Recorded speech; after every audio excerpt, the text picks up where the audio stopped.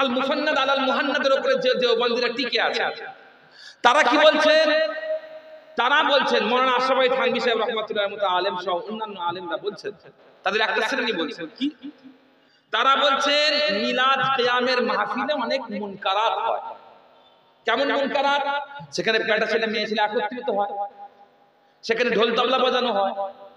তো এই সমস্ত জিনিসগুলো, আর আপনি যদি ইউপির দিকে যান, বিহারের দিকে যান, গুজরাটের দিকে যান, মধ্যপ্রদেশের দিকে যান, এখনো পর্যন্ত মিলাদ কিয়ামে এমন ধরনের মুনকারাত চলে সেখানে যে কল্পনার বাইরে।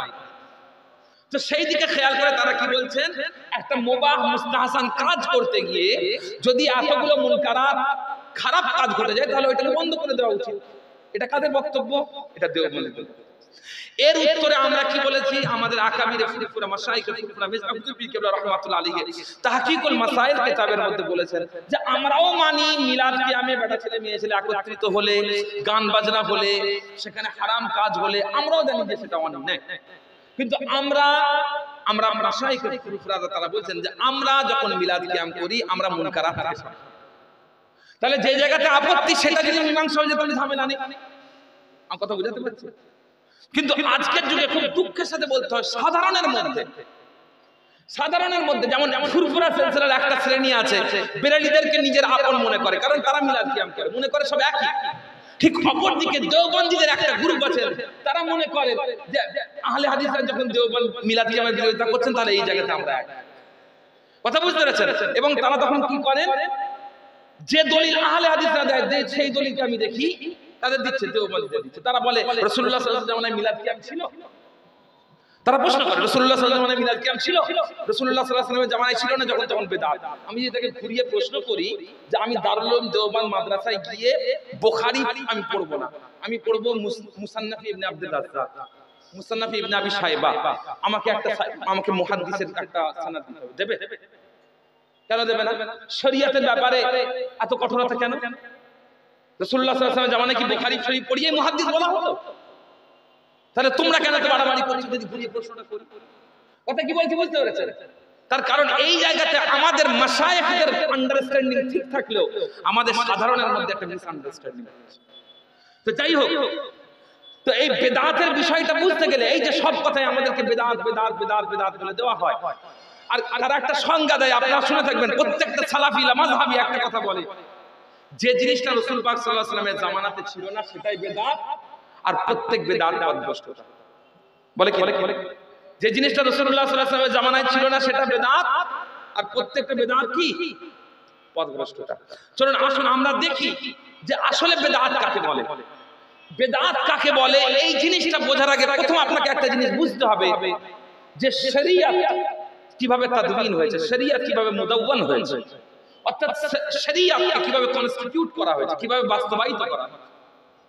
একটা জিনিস আমরা সকলেই জানি এবং কমন সেন্স এটাই বলছে যে কুরআন ও সুন্নাহ তার কামালাত, তার পরিপূর্ণতা, তার বিস্তার, তার ব্যাপকতা, এই সব কিছু থাকার পরে কুরআন ও সুন্নাতের একটা সীমা আছে। বিশ্বাস করেন কিনা? কুরআন শরীফে 114টা সূরা আছে, কুরআন মাজিদে 114টা সূরা আছে। কবে ছিল? রাসূলুল্লাহ সাল্লাল্লাহু আলাইহি ওয়াসাল্লামের জামানায় ছিল। আজ কটা সূরা? 114টা। কিয়ামত পর্যন্ত কটা থাকবে? 114টা। বাড়বে, একটা আলিফ বাড়বে। তার মানে কি? ওই জায়গাতে কুরআন মাজিদের মাতান সীমাবদ্ধ। যতগুলো হাদিস লেখা আছে হাদিস ততগুলোর মধ্যে সীমাবদ্ধ। আমি যদি আজকে এখানে এসে একটা কথা বলি আল্লাহ রাসূল সাল্লাল্লাহু আলাইহি ওয়াসাল্লাম বলেছেন এটা, আপনারা কি বলবেন? না, এটা হতেই পারে না, হতেই পারে না। যদি সত্যি হয় আপনি বলেন কোথায় আছে? তার মানে কি হাদিসেরও একটা সীমাবদ্ধতা আছে, তার বাইরে অন্য কিছু গেলে তার বাইরে অন্য জায়গায় অন্য কোনো কথা বললে সেটাকে হাদিস হিসাবে কি গ্রহণ করা হয় না। কথা বুঝতে পারছেন? কিন্তু অপরদিকে আমরা যদি তাকাই তাহলে আমরা দেখতে পাবো দুনিয়া কিন্তু থেমে নেই। আপনারা কি আমার কথা শুনছেন? দুনিয়া কিন্তু থেমে নয়। দুনিয়া 1500 বছর আগে যে অবস্থায় ছিল আজকে কি সে অবস্থায় আছে? নেই, পরিবর্তন হয়েছে। তার মানে দুনিয়ার পরিবর্তন হচ্ছে, দুনিয়ার আধুনিকীকরণ হচ্ছে, দুনিয়ার রূপ বদলাচ্ছে, কিন্তু কুরআন ও হাদিসের রূপ একই আছে। তাহলে এখন প্রশ্ন হচ্ছে দুনিয়া যত বদলাচ্ছে, দুনিয়া যত বদলাচ্ছে নতুন নতুন প্রশ্ন আসছে, যত নতুন নতুন প্রশ্ন আসছে তার আমরা দলিল কোথা থেকে খুঁজবো? কোরআন থেকে এবং সুন্নাহ থেকে। এটাই তো স্বাভাবিক, কোরআন ও সুন্নাহ থেকে আমরা দলিল খুঁজবো, তাই না? একটুখানি লক্ষ্য, অসুবিধা নেই, অসুবিধা কোনো চাপ নেবেন না, থাক যা আছে কোনো কষ্ট হচ্ছে না, ঠিক আছে। আমরা দলিল কোথা থেকে খুঁজবো? কোরআন ও সুন্নাহ থেকে। আমরা জানি কোরআন শরীফ পরিপূর্ণ, আমরা জানি কোরআন মাজিদ পরিপূর্ণ। একটুখানি খেয়াল করেন, কোরআন মাজিদ পরিপূর্ণ। আল্লাহ রাব্বুল আলামিন বলছেন মা ফাররাতনা ফিল কিতাবি মিন শাইইন, আমি কোরআন শরীফে কোনো কিছু ছেড়ে দিই, কোরআন শরীফে সব আছে, কোরআন মাজিদে সব আছে। অপর জায়গায় আল্লাহ তাআলা বলছেন ওয়া নাযালনা আলাইকাল কিতাবা তিবয়ানান লিকুল্লি শাইইন, আমি কোরআন মাজিদ অবতীর্ণ করেছি। কেন অবতীর্ণ করেছি? তিবয়ানান লিকুল্লি শাইইন, সব কিছুকে বর্ণনা করার জন্য। আল্লাহ রাব্বুল আলামিন অপর জায়গায় বলছেন ওয়ালাকাদ যারাবনা লিন-নাসি ফি হাদাল কুরআনি মিন কুল্লি মাসাল, আমি কোরআনে সব কিছু উদাহরণ সহ বুঝিয়ে দিয়েছি। আল্লাহ তাআলা অপর জায়গায় বলছেন ইন্নাল্লাহা লা ইস্তাহি আন ইয়াদরিবা মাসালাম মা বাউদাতান ফামা ফাওকাহা, আমি আল্লাহ রাব্বুল আলামিন কোরআন মাজিদে একটা মশার উদাহরণ দিতে লজ্জিত বোধ করি না, এর থেকেও ছোট জিনিস আমি উদাহরণ দিচ্ছি। তার মানে কোরআন শরীফে সব আছে, কোরআন মাজিদে সব আছে। কিন্তু আমি যদি এখন জিজ্ঞেস করি যে মাইকে নামাজ পড়াবো, মাইকে আজকে এখানে মাগরিবের নামাজ মাইকে হয়েছে, কোরআন মাজিদে দেখিয়ে দেন, কোরআন মাজিদে দেখিয়ে দেন মাইকে নামাজ পড়া কোথায় আছে, মাইকে নামাজ পড়া জায়েজ নাকি না জায়েজ দেখিয়ে দেন। আপনি তখন কি করবেন? সেটা দেখানো কি সম্ভব হবে আপনার দ্বারা? দেখানো কি সম্ভব হবে? সম্ভব হবে না। তার কারণ কোরআন শরীফে হয়তো আছে কিন্তু আমাদের দেখার ক্ষমতা, কোরআন শরীফে সেটা আছে কিন্তু কি ইজমালি অবস্থায় আছে, কোরআন শরীফে আছে সংক্ষেপে আছে, কোরআন শরীফে মুশকিল হালতে আছে কিন্তু মুশকিল অবস্থায় আছে, যার তাফসীর দরকার। ইজমালি অবস্থায় আছে যার কি বিস্তার দরকার। এক্ষেত্রে কার ভূমিকা আসবে? এক্ষেত্রে কার ভূমিকা আসবে? এক্ষেত্রে ভূমিকা আসবে রাসূলুল্লাহ সাল্লাল্লাহু আলাইহি ওয়াসাল্লাম।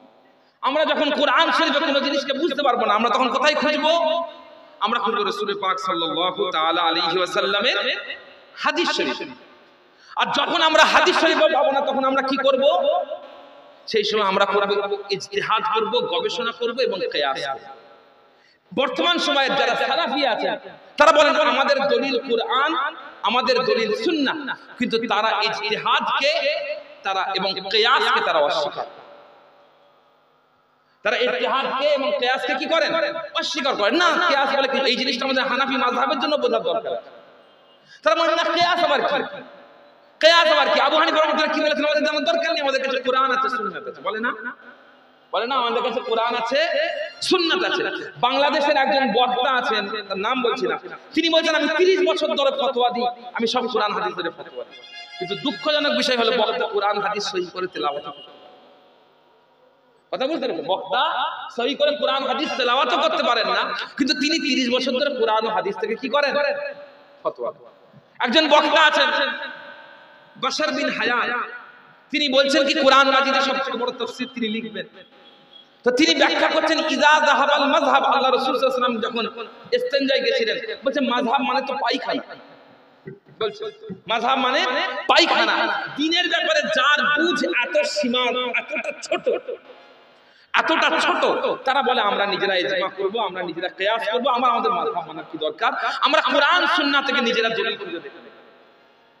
আমার আব্বাজান একটা কথা বলেন এদেরকে কোরআন শরীফের একটা আয়াত এরা বলছে, কোরআন মাজিদের একটা আয়াত এরা বলছে, ওই পৃষ্ঠাটা কোরআন শরীফের ওই পৃষ্ঠাটা খুলে এদের সামনে দিয়ে বলবে আয়াতটা কই দেখাতে পারবে, পুরো কোরআন শরীফ দিতে হবে না, ওই পৃষ্ঠাটা খুলে দেবেন, দিয়ে বলে তুমি যে আয়াতটা বলছো, ধরেন বললো আমা আরসালনাকা ইল্লা রাহমাতাল লিল আলামিন কোরআন শরীফে আছে, আপনি ওই পৃষ্ঠাটা খুলে দিলেন, দিয়ে বলে কোথায় লেখা আছে, বলতে পারবে না। কথা বুঝতে পেরেছেন? ওই পৃষ্ঠাটাই খুলে দেবেন, পুরো কোরআন মাজিদ দিতে হবে না, ওই পৃষ্ঠাটা খুলে দেবেন। তো বর্তমান সময়ে এরা কি বলছে? না আমরা কোরআন সুন্নাহ বুঝে নেব, আমরা কোরআন ও সুন্নাহ থেকে বুঝে নেব। এদিকে লক্ষ্য করুন হাদিস শরীফের মধ্যে কি এসেছে। আমরা একটা হাদিস, যে হাদিসটা উলামাদের কাছে খুব মাশহুর, যে হাদিসটা উসুলে ফিকহের উলামাদের কাছে খুব মাশহুর, যদিও এই হাদিসটার সানাদের মধ্যে দুর্বলতা আছে। আমি এই হাদিসটা বলবো, কিন্তু এরপরে আরেকটা দলিল দেবো যেটার মাধ্যমে এই বক্তব্য স্ট্রং হয়ে যাবে। কি দলিল? লাম্মা আরাদা রাসূলুল্লাহ সাল্লাল্লাহু আলাইহি ওয়াসাল্লাম আইয়াবআসা মুআয ইবনে জাবাল রাদিয়াল্লাহু তাআলা আনহু ইলা ইয়ামান, রাসূল পাক সাল্লাল্লাহু তাআলা আলাইহি ওয়াসাল্লাম যখন মুআয বিন জাবাল রাদিয়াল্লাহু তাআলা আনহুকে ইয়েমেনের দিকে কি করলেন? কাজী হিসেবে পাঠালেন। কি হিসেবে পাঠালেন? কাজী হিসেবে পাঠালেন। কাজী হিসেবে যখন পাঠালেন তখন রাসূল পাক সাল্লাল্লাহু আলাইহি ওয়াসাল্লাম জিজ্ঞাসা করলেন, কাইফা তাকদি ইযা উরিদা লাকা কদাউন, হে মুআয তোমার কাছে যখন কোনো বিচার আসবে কিভাবে বিচার করবে? কিভাবে বিচার করবে? হযরত মুআয রাদিয়াল্লাহু তাআলা আনহু বললেন, ক্বালা আকদি বিকিতাবিল্লাহ, আমি আল্লাহর কিতাব থেকে বিচার করব।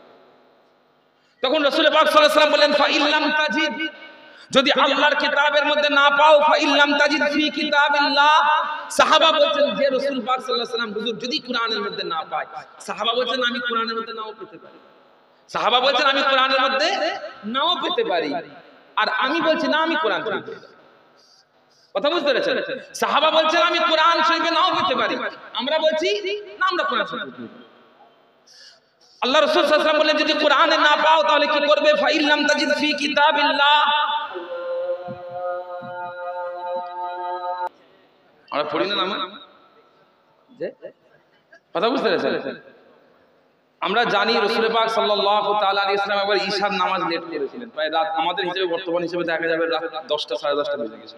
সব সাহাবারা মসজিদে ঘুমিয়ে পড়েছেন, রাসূল পাক সাল্লাল্লাহু আলাইহি ওয়াসাল্লাম ঘরে আরাম করছেন। ঈশার নামাজ রিওয়ায়াতের মধ্যে এসেছে রাসূল পাক সাল্লাল্লাহু আলাইহি ওয়াসাল্লাম নামাজ কখনো কখনো বিলম্ব করতেন বিলা উযরিন, কোনো কারণ ছাড়া। রাহমাতাল লিল মুসলিমিন, মুসলমানদের একটা কোনো আয়োজন হচ্ছে, মুসলমানদের একটা কোনো কাজ আছে, কারো বাড়িতে বিয়ের অনুষ্ঠান হচ্ছে, কারো বাড়িতে জামায়াত হয়েছে, হুজুর পাক সাল্লাল্লাহু আলাইহি ওয়াসাল্লাম ঠিক আছে নামাজ পড়তে। আমাদের মধ্যে ডগম্যাটিজম এসে গেছে, আমরা এখন রিলিজিয়াস হতে পারি, আমাদের মধ্যে ডগম্যাটিজম এসে গেছে, ধর্মীয় বাড়াবাড়ি আমাদের মধ্যে বেশি, কিন্তু এখন আমরা ধার্মিক হতে পারি না। প্রবলেমটা বুঝতে পেরেছেন? আমাদের এটা কি জিনিস? রাসূল পাক সাল্লাল্লাহু তাআলা আলাইহি ওয়াসাল্লামের জামানাতে হুজুর পাক সাল্লাল্লাহু আলাইহি ওয়াসাল্লাম এক জায়গায় গেছেন, একটা বাড়িতে রান্না হচ্ছে, হুজুর পাক সাল্লাল্লাহু আলাইহি ওয়াসাল্লাম ফিরছেন, দাওয়াত খেয়ে ফিরছেন, রাস্তায় দেখলেন একজন সাহাবা রান্না চাপিয়েছে। হুজুর কি রান্না করেছো? ইয়া রাসূলুল্লাহ গোশত রান্না করেছে। হুজুর পাক সাল্লাল্লাহু আলাইহি ওয়াসাল্লাম হাঁড়ি থেকে একটা গোশত তুলে মুখে নিলেন, নিয়ে চিবাতে চিবাতে মসজিদের মেম্বারে গিয়ে দাঁড়িয়ে গেলেন। গোশতটা চিবাতে চান, আপনাদের ইমাম করুক, আপনাদের ইমাম করুক, কথা বুঝতে পেরেছেন? এটা রাসূল পাক সাল্লাল্লাহু আলাইহি ওয়াসাল্লামের নামাজ ছিল, কথা বুঝতে পেরেছেন? এই জিনিসগুলো আমাদের মধ্যে ডগম্যাটিজম, যে ধর্মীয় বাড়াবাড়ি, এটাকে বন্ধ করতে হবে। না আমরা রিলিজিয়াস হব, আমরা ধার্মিক। তাই হোক প্রিয় হাজিরিন, আমি সময়ও অল্প, আমার বেশিক্ষণ সময় আলোচনা নয়, আমি কয়েকটা কথা আপনাদের কাছে বলবো বিদআতের বিষয়ে। তো হযরত মুআয বিন জাবাল রাদিয়াল্লাহু তাআলা আনহু রাসূল পাক সাল্লাল্লাহু তাআলা আলাইহি ওয়াসাল্লাম জিজ্ঞাসা করলেন যদি কোরআনের মধ্যে না পাও তাহলে কোথা থেকে বিচার করবে? তিনি তখন কি বললেন? ফা ইল্লাম তাজিদ, আল্লাহর তিনি সঙ্গে সঙ্গে জানিয়ে দিলেন কি বললেন? ফা বিসুন্নতি রাসূলিল্লাহ সাল্লাল্লাহু আলাইহি ওয়াসাল্লাম, রাসূল পাক সাল্লাল্লাহু আলাইহি ওয়াসাল্লামের সুন্নাত থেকে আলোচনা করুন। ক্বালা ফা ইল্লাম তাজিদ ফি সুন্নতি রাসূলিল্লাহ সাল্লাল্লাহু আলাইহি ওয়াসাল্লাম, যদি রাসূল পাক সাল্লাল্লাহু আলাইহি ওয়াসাল্লামের সুন্নাতের মধ্যে এটাকে না পাও তাহলে কোথা থেকে আমল করবে? তখন সঙ্গে সঙ্গে বলেন ক্বালা আজতাহিদু বিরাই ওয়ালা আলু ইয়া রাসূলুল্লাহ ইয়া হাবিবাল্লাহ সাল্লাল্লাহু তাআলা আলাইহি ওয়াসাল্লাম, আমি ইজতিহাদ করব, আমি গবেষণা করব, এবং এর ক্ষেত্রে আমি কোনো অলসতা করব না। এরপরে তিনি কি বললেন? তারপরে হযরত রাসূল পাক সাল্লাল্লাহু আলাইহি ওয়াসাল্লাম মুআয রাদিয়াল্লাহু তাআলা বুক চাপড়ে দিয়ে বললেন আলহামদুলিল্লাহিল্লাযী ওয়াফাকা রাসূলিল্লাহ সাল্লাল্লাহু আলাইহি ওয়াসাল্লাম লিমা ইয়ারজি রাসূলুল্লাহ সাল্লাল্লাহু আলাইহি ওয়াসাল্লাম, যে রাসূল পাক সাল্লাল্লাহু আলাইহি ওয়াসাল্লাম যে কথাতে সন্তুষ্ট, আল্লাহ রাব্বুল আলামিন তার প্রতিনিধির অন্তরে সেই কথাটা প্রবেশ করিয়ে দিয়েছেন, এই জন্য আল্লাহ রাব্বুল আলামিনের শুকরিয়া। তার মানে এখান থেকে কি বোঝা গেল? রাসূল পাক সাল্লাল্লাহু আলাইহি ওয়াসাল্লাম এটাতেই সন্তুষ্ট, এটাতেই সন্তুষ্ট যে প্রত্যেকটা বিচার কোরআন থেকে না করা হবে, কোরআন থেকে করা হবে, সেখানে না পাওয়া গেলে সুন্নাত থেকে করা হবে, সেখানে না পাওয়া গেলে ইজতিহাদ করবে, গবেষণা করবে। যদিও এই হাদিসের সনদের মধ্যে একটু দুর্বলতা আছে, কিন্তু এরপরেও যদি আমরা লক্ষ্য করি সাহাবাদের আমলও কিন্তু এর উপরে ছিল। সাহাবা রাদিয়াল্লাহু তাআলা আনহুম আজমাইন তাদেরও আমল কিন্তু এর উপরেই ছিল। যেমনটা আমরা দেখতে পাই হযরত ওমর ইবনে খাত্তাব রাদিয়াল্লাহু তাআলা আনহু আবু মুসা আল-আশআরী রাদিয়াল্লাহু তাআলা আনহু কাছে চিঠি পাঠিয়েছিলেন, যিনিও ইয়েমেনের গভর্নর ছিলেন। তিনি কি বলেছিলেন? আম্মা বাদ ফা ইন্নাল কাযা ফরিদাতুন মুহকামাতুন, বিচার হচ্ছে আল্লাহ রাব্বুল আলামিনের হুকুম, ওয়া সুন্নাতুন মুত্তাবাআতুন, এবং রাসূল পাক সাল্লাল্লাহু আলাইহি ওয়াসাল্লামের সুন্নাত। প্রথম হচ্ছে কুরআনের হুকুম, তারপর হচ্ছে রাসূল পাক সাল্লাল্লাহু আলাইহি ওয়াসাল্লামের সুন্নাতের উপরে, তার উপরে বিচার হবে। আল ফাহমু ফিমা ইখতালাজু ফি সাদরিক, তোমার অন্তরে যেটা বুঝতে অসুবিধা হবে সেখানে তোমার ফাহাম কাজে লাগাবে, বুদ্ধি কাজে লাগাবে। এবং বুদ্ধি কিভাবে কাজে লাগাবে তিনি জানিয়ে দিলেন। কোথায় বুদ্ধি কাজে লাগাবে? মিম্মা লাম ইয়াবলুগুকা মিনাল ফিল কিতাবি ওয়াস সুন্নাহ, কুরআন সুন্নাহর যেটা তোমার কাছে পৌঁছায়নি সেটার ব্যাপারে বুদ্ধি কাজে লাগাবে। কে বলছেন? কে বলছেন? হযরত ওমর রাদিয়াল্লাহু তাআলা। তারপরে কি বললেন? আরিফিল আশবাহ ওয়াল আমসাল, একটা নতুন মাসআলা আসলে এর সাথে সামঞ্জস্যপূর্ণ, এর সাথে মিল রাখে এমন মাসআলা তোমরা দেখবে। সুম্মা কিস আল উমুরা ইনদা যালিক, তারপরে তার উপরে ভিত্তি করে কিয়াস করবে। কি বললেন? তার উপরে ভিত্তি করে কিয়াস করবে। তিনি কি বললেন? না কোরআন সুন্নাতে যেটা নেই সেটা ছেড়ে দাও। তিনি কি বললেন? কিয়াস করো। তারপরে কিয়াস কি করবেন? ফামিদ ইলা আহাব্বিহা ইলাল্লাহি ওয়া আসবাহিহা বিল হাক্কি ফিমা তারা, এবং তোমার দৃষ্টিতে দুটো তিনটে মতের মধ্যে যে মতটা মনে হবে আল্লাহ তাআলার বেশি পছন্দের সেই মতটাকে তুমি রাখবে। আমি যেটা বোঝাতে চাইলাম সেটা হচ্ছে কি, কোরআন সুন্নাহর একটা বাহ্যিক সীমাবদ্ধতা আছে, মাতানের সীমাবদ্ধতা আছে। যখন সীমার বাইরে চলে যাবে তখন আমাদের কি করতে হবে? কোরআন ও সুন্নাহকে সামনে রেখে কিয়াস করতে হবে। কিয়াস কিন্তু ওই জায়গাতে নয় যেখানে কোরআন সুন্নাহর বাণী স্পষ্ট, ওখানে আমরা কিয়াস করতে পারবো না যেখানে কোরআনের স্পষ্ট আয়াত আছে।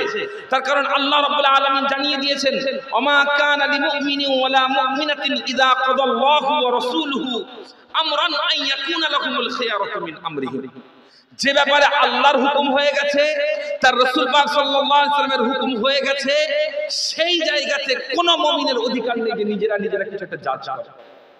যেখানে আল্লাহ তাআলার হুকুম আছে, যেখানে রাসূল পাক সাল্লাল্লাহু আলাইহি ওয়াসাল্লামের হুকুম আছে, সেই জায়গাতে আমাদের কোনো নিজেদের বিচার বিবেচনা করার অধিকার কি বললাম নেই। আমরা কেউ বিচার করতে পারবো না।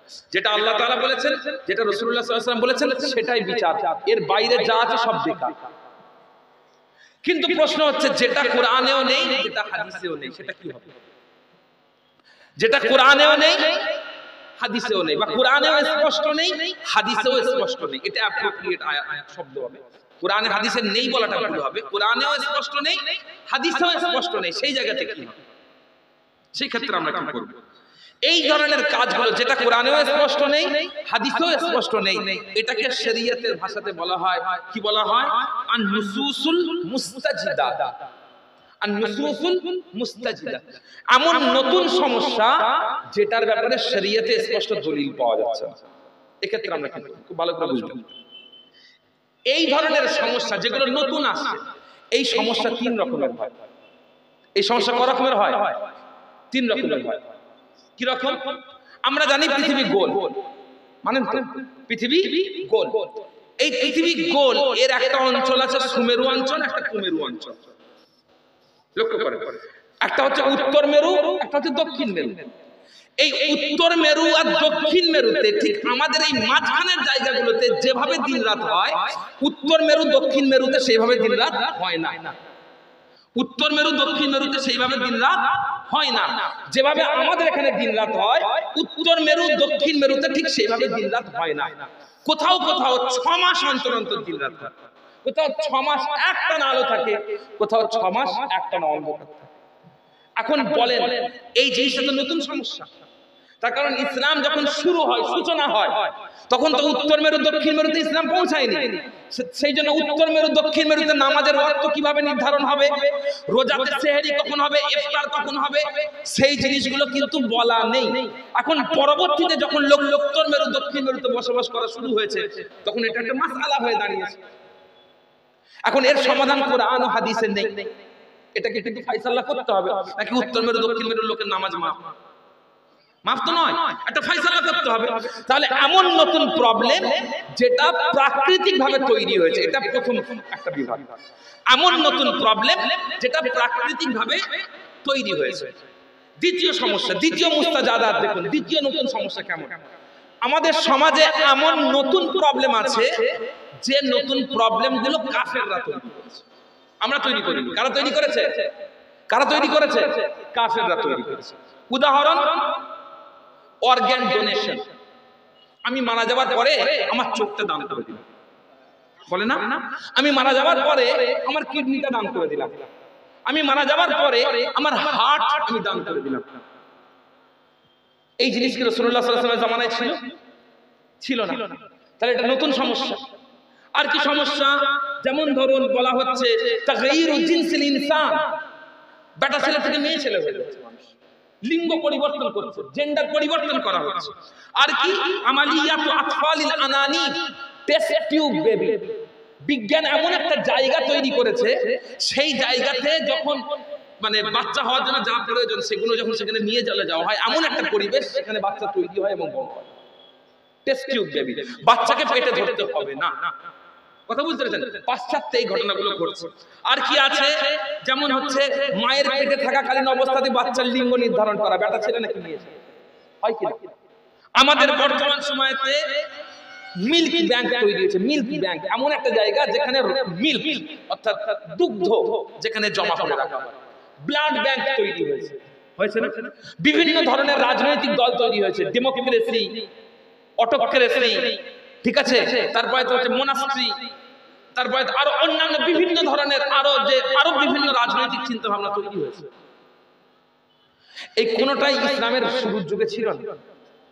এবং এগুলো তৈরি করেছে কারা? মুসলমানরা। কারা তৈরি করেছে? অমুসলিম। তৃতীয় আরেকটা সমস্যা দেখুন, এমন নতুন জিনিস, যে নতুন জিনিসগুলো তৈরি করেছে কারা? মুসলমানেরা। এই নতুন জিনিস তৈরি করেছে কারা?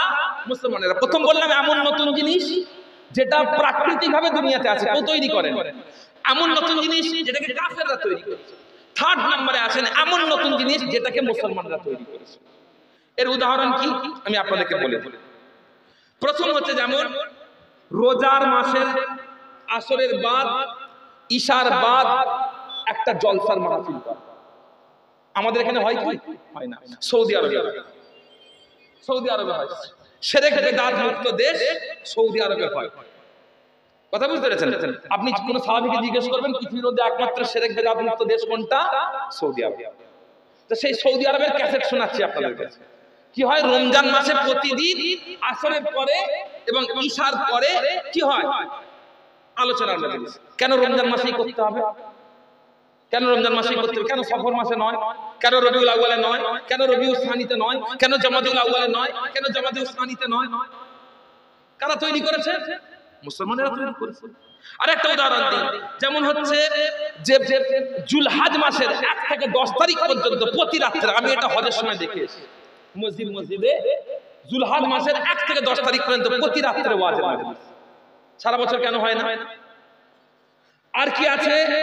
যেমন হচ্ছে সলাতুল ইস্তিসকা পড়ার জন্য, এটা সৌদি আরবের ওখানকার যারা মানে দ্বীনি মানে যে কি বলা হয় মিনিস্ট্রি অফ রিলিজিয়ন, যারা ধর্ম মন্ত্রণালয়, তারা এটাকে স্পেশাল করে দিয়েছেন যে বৃষ্টির জন্য যে সলাতুল ইস্তিসকা পড়া হয়, সলাতুল ইস্তিসকা কবে পড়া হবে না? সলাতুল ইস্তিসকা পড়া হবে কিবারে? মঙ্গলবারে, সোমবারে পড়া হবে আর বৃহস্পতিবারে পড়া হবে। কারা? সেখানে তারা নিয়ম করেছে। কেন না? সোমবারে আর বৃহস্পতিবারে রোজা রাখার ফজিলত বর্ণনা হয়েছে। কথা বুঝতে পেরেছেন? এখন তারাই কি করছে? রোজার উপরে কিয়াস করে নামাজ চাপিয়ে দিচ্ছে। এই বেদাতগুলো এখানকার বেদাত নয়, এই বেদাতগুলো সৌদি আরবের বেদাতের কথা বলছি। আর কি? আমি আপনাদের কাছে আরো কয়েকটা উদাহরণ দিই। যেমন হচ্ছে রমজান মাসে মাগরিবের নামাজের 2 ঘন্টা পর ঈশার আযান হবে।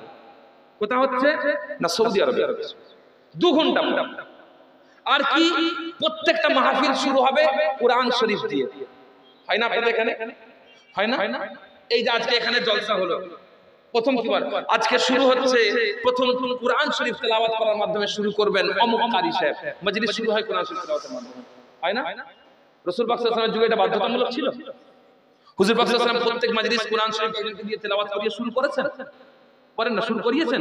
কোন প্রমাণ দেখাতে পারবেন? হয়তো কোথাও একবার দুবার কয়েকজন সাহাবা আগে তেলাওয়াত করেছেন, হয়তো রাসূল পাক সাল্লাল্লাহু আলাইহি ওয়াসাল্লাম নিজেই কয়েকবার আগে তেলাওয়াত করেছেন, কিন্তু এটার উপরে ইলতিজাম করা, বাধ্যতামূলক করা ছিল। আরেকটা আমি আপনাদের সামনে চলন্ত বেদাতের উদাহরণ দিই। কুরআন শরীফের হিফজের প্রতিযোগিতা করা, কুরআন শরীফের কিরাআতের প্রতিযোগিতা করা। কোন সাহাবা করেছে বলেন? প্রশ্ন আছে মিলাদ কিয়াম যারা করে তাদের কাছে প্রশ্ন, কোন সাহাবা মিলাদ কিয়াম করেছেন? আপনি ঘুরিয়ে জিজ্ঞেস করবেন যারা হিফজ প্রতিযোগিতা করে, সারা বিশ্বময় হচ্ছে কিরাআত প্রতিযোগিতা, কোন সাহাবা করেছে? জিজ্ঞেস করবেন কোন সাহাবা কিরাআত প্রতিযোগিতা করেছেন? বলেন। রাসূল পাক সাল্লাল্লাহু আলাইহি ওয়াসাল্লামের জামানায় হতো, সব সাহাবা একসাথে বসে আছেন। এখন আপনাদের সামনে কিরাআত করে শোনাবেন হযরতে আব্দুল্লাহ বিন উবাই, তিনি উঠে আসলেন, একটু টান টান দিয়ে কিরাআত করলেন, নেমে গেলেন। এরপরে কিরাআত করে শোনাবেন আব্দুল্লাহ বিন মাসউদ, তিনি উঠে আসলেন, কিরাআত এরকম হয়েছে কোনদিন? তাহলে এটা বেদাত তো, এটা নতুন জিনিস তো। এরপরে আরো উদাহরণ আমি আপনাদের কাছে দিই, যেমন হচ্ছে বছরে বছরে একটা অনুষ্ঠান করা। এই বছরে ইসলামী বিশ্বের জন্য এনারা খুব গুরুত্বপূর্ণ কাজ করেছেন, ইসলামের সেবা করেছেন, এই জন্য এনাদেরকে কিং ফাইসাল পুরস্কার দেওয়া হলো। দেওয়া হয় না? সৌদি আরবে হয় না? আপনি বলেন আল্লাহ রাসূল সাল্লাল্লাহু আলাইহি ওয়াসাল্লাম কোন সাহাবাকে পুরস্কার দিতেন? এই বছরে বদরের যুদ্ধে অমুক সাহাবার খুব ভূমিকা রেখেছে, ওকে একটা পুরস্কার দাও। হয়েছে? সাহাবারা করেছেন?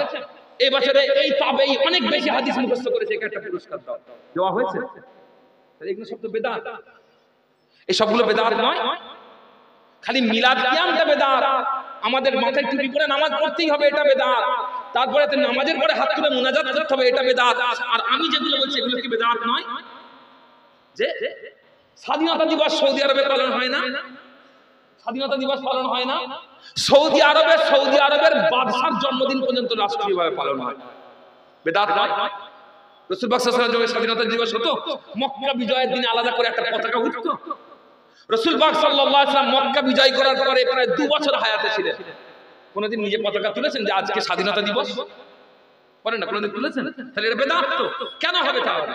মুসলিম বিশ্বে কেন হচ্ছে এই জিনিসটা? আমার প্রশ্ন। তারপরে আর কি আছে?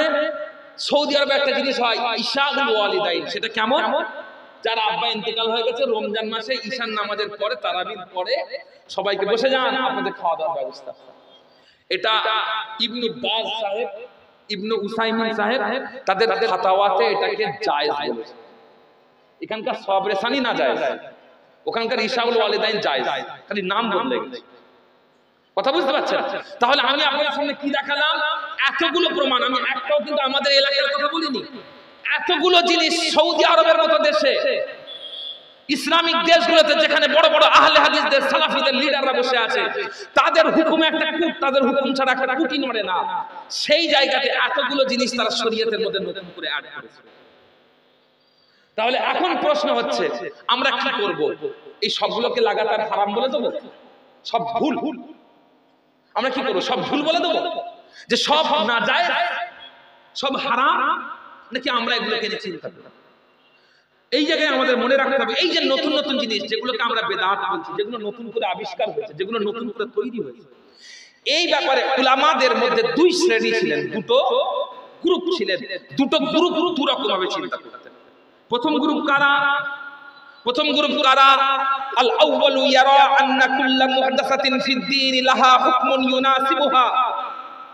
একটা শ্রেণী বলছেন প্রত্যেকটা বেদাত, ভালো করে শুনবেন, সমাজে প্রত্যেকটা প্রচলিত বেদাত তার আলাদা আলাদা হুকুম আছে। শুনতে পেয়েছেন? সব বেদাত এক নয়। এটা আমি বলছি, আমার দাদা পীর রহমাতুল্লাহ আলাইহি বলছেন। কে বলছেন? বিশ্বের অন্যতম শ্রেষ্ঠ মুহাদ্দিস কে? আল্লামা ইমাম ইজ্জুদ্দিন বিন আব্দুস সালাম রাহমাতুল্লাহি আলাইহি। তিনি কি বলছেন? আমি আরো বিস্তারিত আলোচনায় আসব। তিনি স্পষ্ট ভাবে বলে দিয়েছেন যে প্রত্যেকটা জিনিস, প্রত্যেকটা বেদাত, কোন বেদাত হারাম, কোন বেদাত মুবাহ, কোন বেদাত ওয়াজিব, কোন বেদাত মুস্তাহাব। কথা বুঝতে পেরেছেন? সব বেদাত এক নয়। এটা এক শ্রেণীর উলামাদের মানসিকতা। সব বেদাত কি বললাম? এক নয়। যে কোনো জিনিস বেদাত মানেই যে সেটা পথভ্রষ্টতা, যে কোনো জিনিস বেদাত মানেই যে না জায়েজ, যে কোনো জিনিস বেদাত মানেই যে হারাম, যে কোনো জিনিস বেদাত মানেই যে চলবে না, তা নয়। প্রত্যেকটা বেদাতের নিজস্ব কি আছে? হুকুম আছে, নিজস্ব চিন্তা ভাবনা আছে। আর সাহাবাদের যুগে এমনটাই ছিল। সাহাবাদের যুগে এমনটাই ছিল। রাসূল পাক সাল্লাল্লাহু আলাইহি ওয়াসাল্লামের সামনে একই বিষয়ে সাহাবারা 2 রকম আমল করেছে। রাসূল পাক সাল্লাল্লাহু আলাইহি ওয়াসাল্লাম কি বলেছেন? তোমাদের দুজনেরটাই ঠিক। বলেছে। রাসূল পাক সাল্লাল্লাহু আলাইহি ওয়াসাল্লামের জামানায় অনেক সময় তো অনেক সাহাবা এসেছেন, তারা একটা মাসআলা বলেছেন, নিজেরা নিজেদের মতো করে আমল করেছেন, রাসূল সাল্লাল্লাহু আলাইহি ওয়াসাল্লাম খুব ভালো বলেছেন। আবার এক শ্রেণী নিজেরা নিজেদের মতো আমল করেছেন, রাসূল সাল্লাল্লাহু আলাইহি ওয়াসাল্লাম ভুল হয়ে গেছে। তার মানে কি রাসূল পাক সাল্লাল্লাহু আলাইহি ওয়াসাল্লাম নিজেই না আমি করিনি মানে এটা চলবে না তা নয়, তোমরা করেছো ঠিক আছে, তোমাদের মধ্যে কোনোটা ভুল হলে সেটা ভুল, ঠিক হলে সেটা ঠিক, কোন বেদাত ভুল হলে সেটা ভুল, কোন বেদাত হারাম হলে সেটা হারাম।